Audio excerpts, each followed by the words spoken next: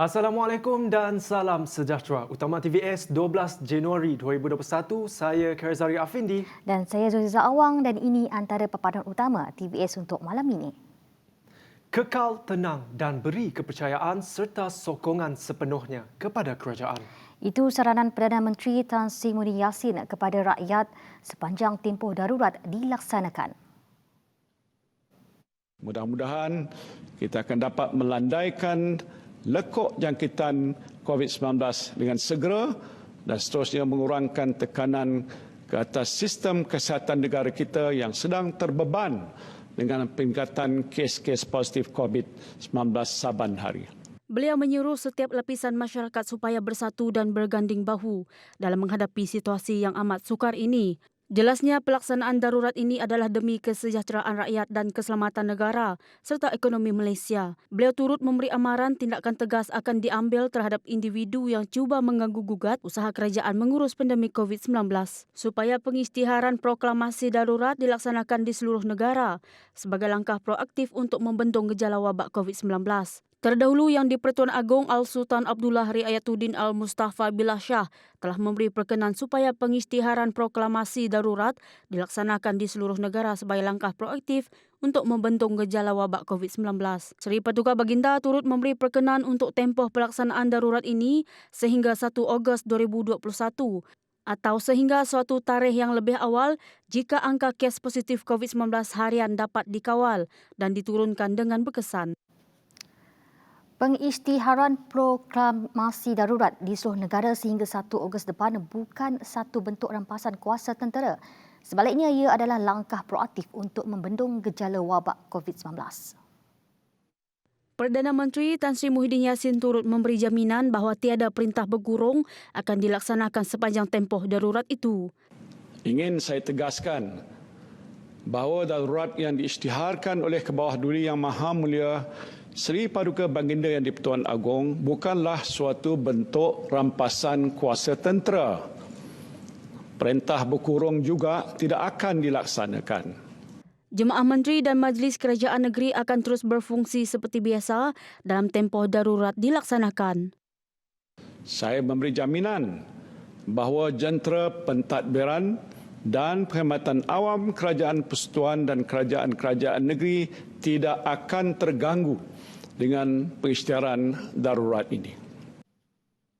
Tiada pilihan raya umum PRU, pilihan raya negeri PRN dan pilihan raya kecil PRK sepanjang tempoh darurat yang dilaksanakan sehingga 1 Ogos.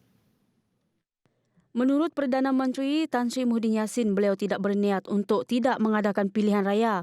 Namun perkara utama yang menghalang beliau daripada menasihati Yang di-Pertuan Agong agar membubarkan parlimen untuk pilihan raya diadakan ialah pandemik COVID-19. Keputusan untuk tidak mengadakan pilihan raya semasa pandemik COVID-19 ini masih menular ini adalah selaras dengan satu daripada 5 prinsip maqasid syariah, iaitu menjaga nyawa ataupun hifzun nafs. Dan dalam konteks ini adalah menjadi kewajipan saya sebagai ketua kerajaan untuk menjaga nyawa rakyat dengan melindungi saudara dan saudari sekalian daripada jangkitan COVID-19 ini. Ini adalah kemaslahatan yang paling utama yang dituntut oleh agama Islam.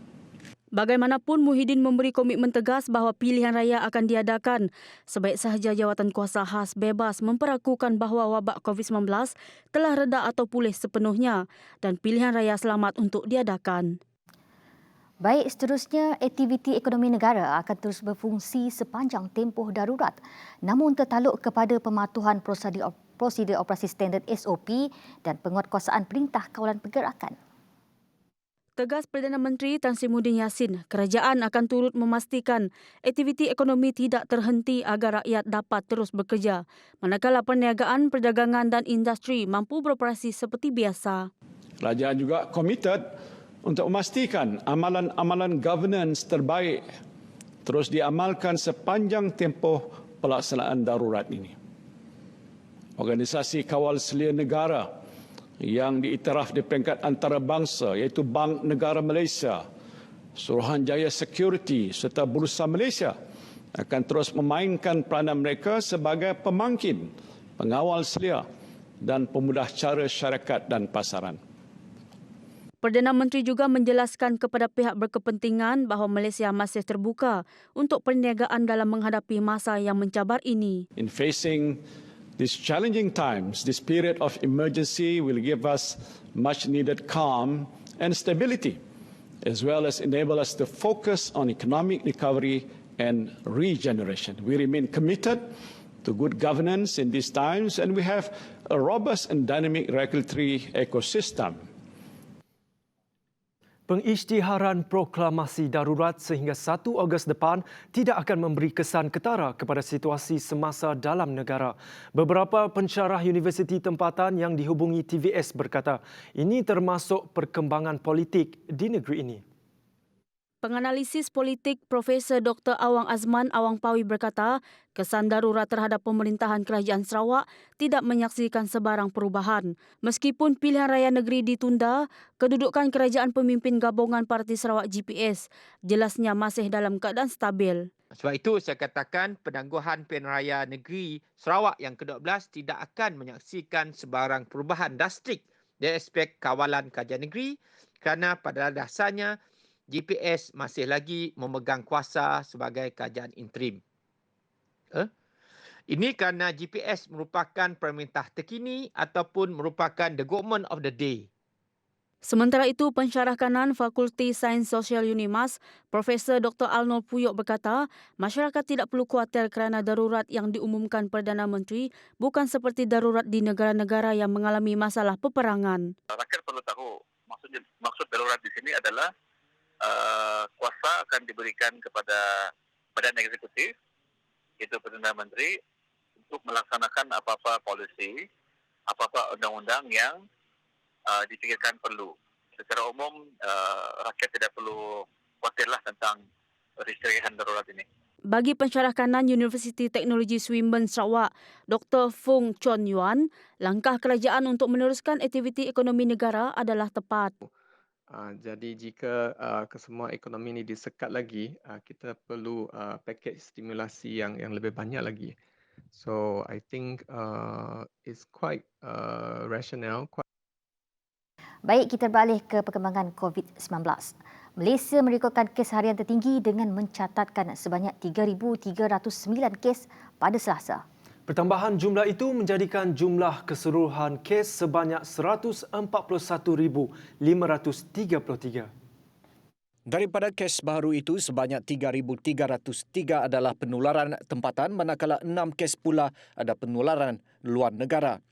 Sementara itu, Sarawak merekodkan 146 kes positif baru COVID-19 pada Selasa, sekaligus menjadikan jumlah keseluruhan kes meningkat kepada 1,574 kes. Daripada 146 kes berkenaan, 92 kes dikesan di Sibu, Sebauh 20, Kanawit 12, Miri 11, Beluru dan Kuching masing-masing 3, Dalat 2, sementara Seratok, Bintulu dan Limbang masing-masing 1. Selain itu, satu kluster baharu iaitu kluster Bukit Sekubong melibatkan daerah Sebauh di Bintulu juga dilaporkan. Pertambahan kluster ini menjadikan Sarawak mencatatkan 7 kluster aktif termasuk kluster Jelita, kluster Pasai, kluster Keranji Tabuan, kluster Bas Sayap, kluster Stutong dan kluster Mado. Dalam usaha memerangi penularan COVID-19, kaedah ujian saringan secara pandu lalu akan dimulakan di Sibu. Ini akan dilaksanakan jika jumlah pengunjung hadir membuat ujian calitan di Stadium Tertutup Sibu kian meningkat. Menerusi beberapa kiriman video, pengunjung dilihat beratur dari tapak meletak kenderaan dalam keadaan berhujan. Saringan secara pandu lalu itu kelak secara tidak langsung memberi kemudahan kepada orang awam. Melalui kaedah saringan pandu lalu, orang ramai tidak perlu turun dari kenderaan untuk berurusan di kaunter seperti kebiasaannya. Sementara itu, menerusi tinjauan TVS, keadaan di Ikom Square Kuching ketika proses ujian calitan dijalankan dilihat terkawal. Petugas-petugas kesihatan telah berada di kawasan berkenaan seawal jam 9 pagi dan pihak polis juga turut bekerjasama mengawal keadaan sekeliling. Kira-kira 1,000 pengunjung telah tampil menjalankan ujian berkenaan. Pengesanan kontak kini giat dijalankan. Ekoran lokasi yang dikunjungi kes melibatkan kluster Stutong adalah ICOM Square. Tinjauan kami mendapati kawasan sekitar ICOM Square ini terkawal dan seperti yang boleh kita lihat, petugas kesihatan iaitu Barisan Hadapan sedang melakukan ujian swab untuk orang awam yang melalui kawasan komersial ini, dan rakyat dinasihatkan untuk tidak panik dan terus memastikan SOP untuk terus dipatuhi. Dan laporan ini bersama saya Jessica John bersama jurukamera kami Razi untuk TVS. Tiada pembelian panik dikesan berlaku di Pasar Raya susulan pengumuman darurat dan pelaksanaan Perintah Kawalan Pergerakan PKP bersyarat di Kuching. Tinjauan wartawan TVS mendapati orang ramai melakukan tugas harian dengan tenang. Pengalaman mengharungi PKP sebelum ini mungkin menyebabkan pengguna lebih tidak mudah gelabah dan tergesa-gesa. Bagi mengenai dengan pembelian panik tu, bagi kami yang perlulah.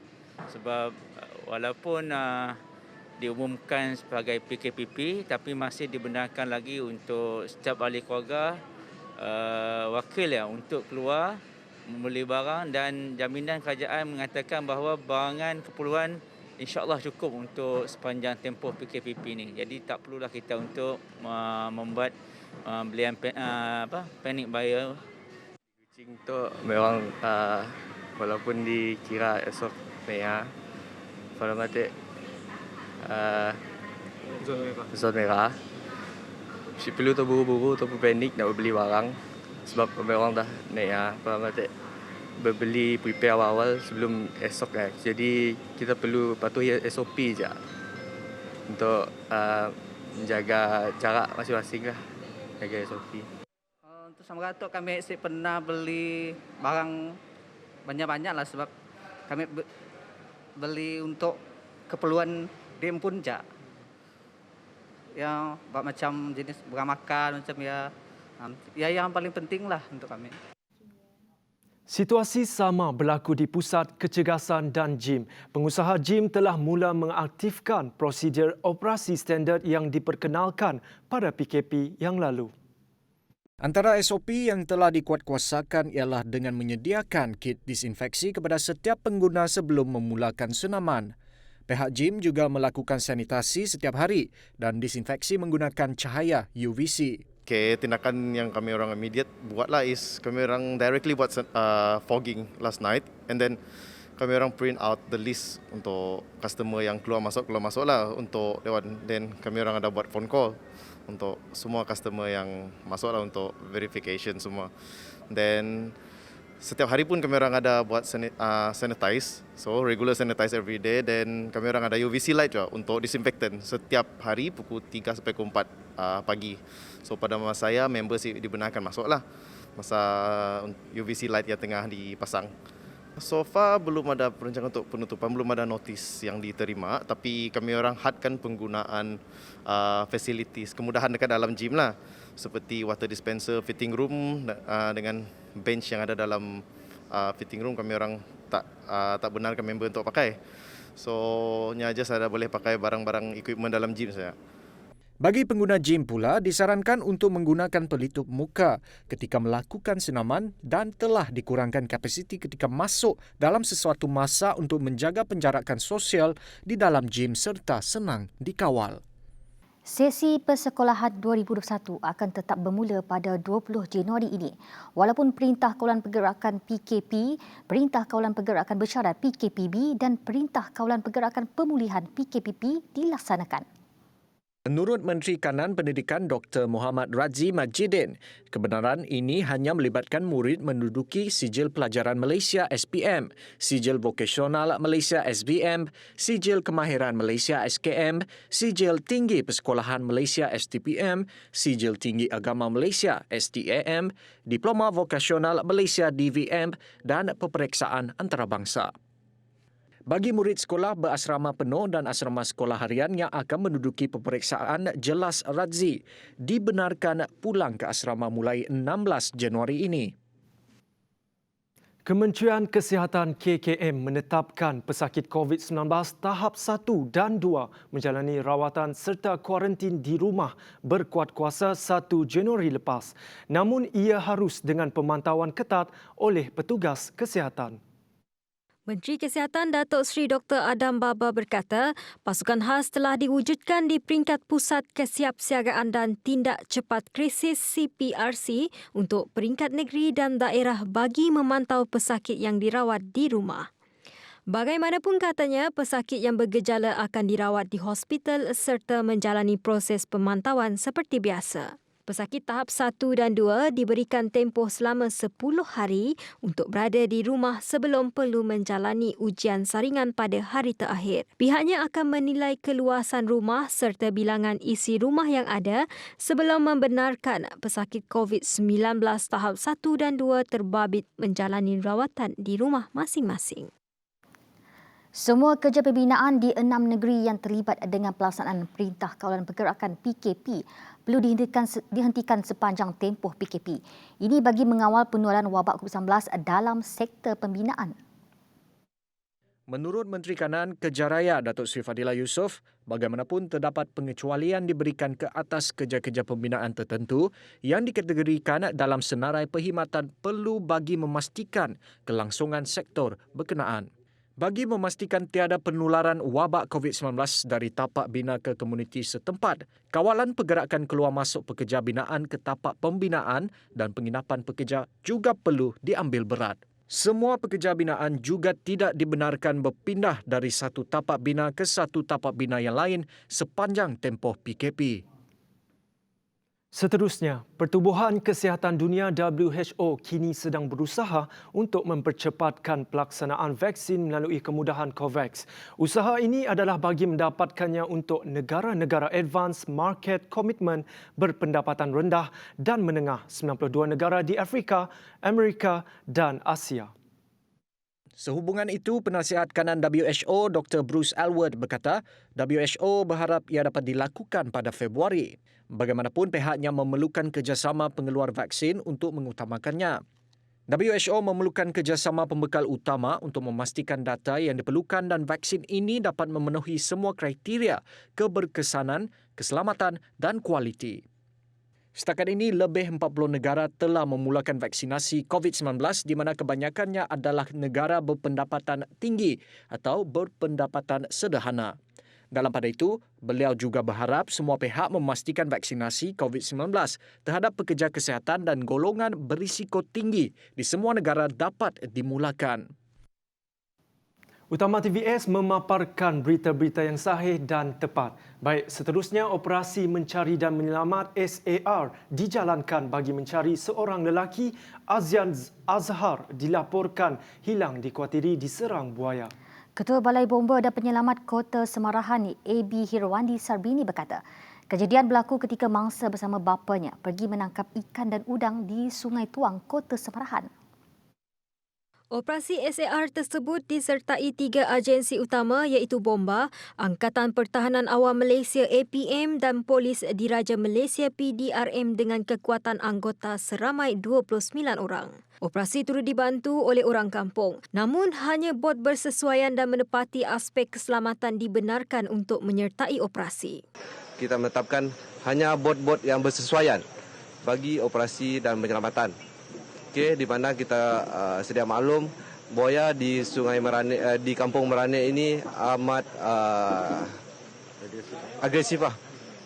Okey, jadi kita tidak mahu dalam operasi SAR kita hari ini menjadi lebih teruk, di mana spesifikasi bot-bot penyelamatan yang tidak bersesuaian bagi penggunaan pencarian.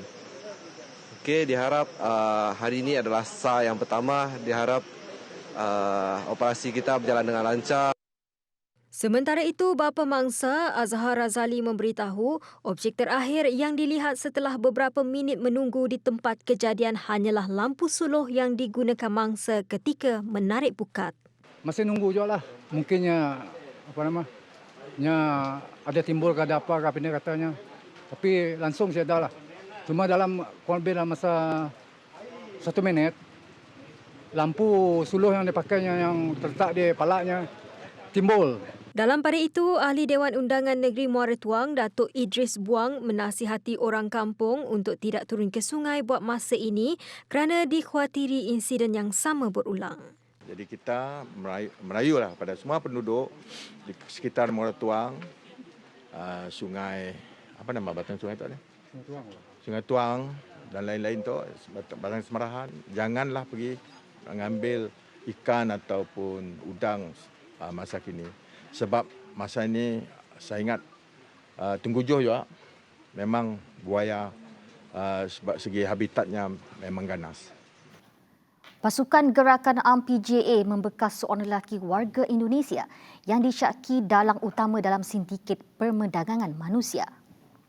Menurut Komander Brigade PGA Sarawak, SAC Manca Atta, lelaki itu diberkas dalam Ops Benteng oleh satu pasukan petugas dari Ibu Pejabat PGA Sarawak. 4 rakyat tempatan dan 17 pendatang tanpa izin termasuk seorang kanak-kanak lelaki turut ditahan dalam Ops tersebut.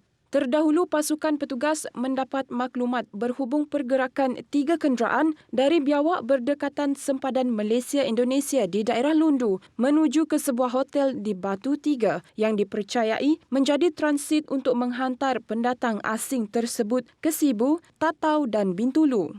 Kesemua tangkapan telah dibawa ke Ibu Pejabat Polis Daerah Padawan untuk siasatan lanjut. Dalam perkembangan lain, pasukan Gerakan UMNO PGA Sarawak turut merampas 17,100 karton rokok pelbagai jenama dan sebuah lori dengan keseluruhan jumlah rampasan dianggarkan bernilai lebih 2.6 juta ringgit. Ops Libas yang dijalankan sekitar jam 12.05 tengah malam itu turut menahan seorang lelaki warga tempatan di sebuah premis kediaman di Siburan. Kesemua rampasan dilakukan di bawah Seksyen 135-1-D Akta Kastam 1967 dan diserahkan kepada polis untuk tindakan selanjutnya. Jabatan Meteorologi Malaysia, Met Malaysia, mengeluarkan amaran cuaca buruk dan waspada dengan hujan lebat dijangka berlaku di Sarawak dan Sabah. Dan ini dijangka berlaku sehingga Khamis ini. Menurut kenyataan Met Malaysia, hujan lebat yang berlaku di Sarawak melibatkan kawasan Kuching, Serian, Samarahan, Betong, Sarike, Sibu dan Muka. Bagi bahagian barat Sarawak pula, hujan sederhana lebat dijangka berlaku sehingga 14 dan 15 Januari ini dan keadaan cuaca lembap juga dijangka akan berterusan sehingga Februari 2021. Manakala bagi Sabah pula, hujan lebat dijangka berlaku di beberapa kawasan termasuk kawasan pedalaman Kuala Penyu, Beaufort dan Tambunan, Pantai Barat serta Labuan. Sementara itu, bagi keadaan cuaca di Semenanjung, Met Malaysia menjangkakan keadaan cuaca semakin baik dan kemungkinan banjir monsun bakal berakhir. Walau bagaimanapun, banjir yang sedia ada mungkin mengambil sedikit masa lagi untuk surut sepenuhnya memandangkan air pasang akan berlaku pada 13 Januari 2021 dan ombak besar dijangka akan berterusan di Laut Cina Selatan untuk beberapa hari lagi. Baik, laporan itu tadi mengakhiri utama TVS untuk malam ini. Teruskan kesihatan anda bersama kami di saluran 122 Astro. Dan kepada kita orang semua di luar nun, jaga diri kita orang sebab perjuangan menentang COVID-19 tu belum habis lagi. Jadi jaga penjarakan fizikal dan patuhi SOP yang telah ditetapkan. Saya Zari Afindi. Dan saya Zoniza Awang. Selamat hormat dan selamat malam.